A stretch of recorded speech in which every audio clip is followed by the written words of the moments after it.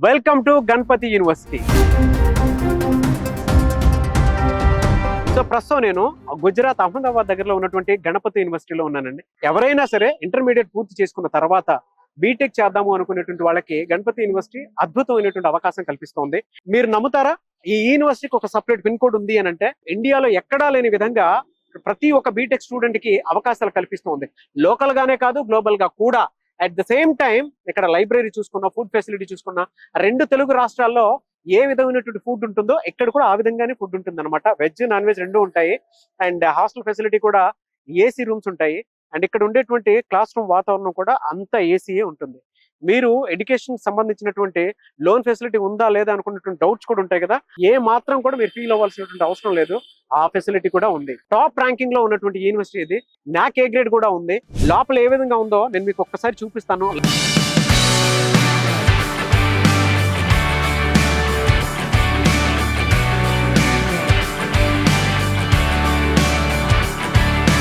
Ganapati university class room అనమాట. ఇది central AC ఉంది, చూడండి ఏ విధంగా ఉందో.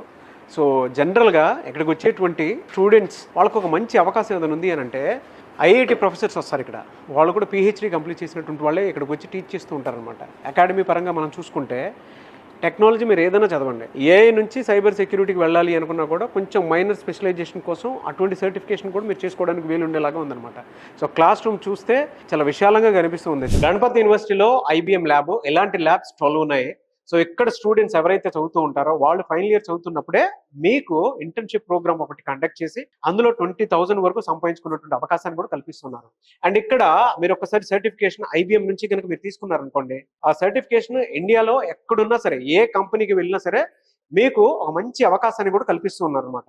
ఇది ల్యాబ్ ఓవరాల్ గా మనం చూస్తే మీరు ఏదైతే సర్టిఫికేషన్ తీసుకుంటారో ఆ సర్టిఫికేషన్ మీకు చాలా బాగా ఉపయోగపడుతుంది. సో లిమిటెడ్ సీట్సే ఉంటాయి. ఇంటర్న్షిప్ లో ఎవరైతే అర్హత సంపాదిస్తారో వాళ్ళకు మాత్రమే ఉంటుంది అనమాట.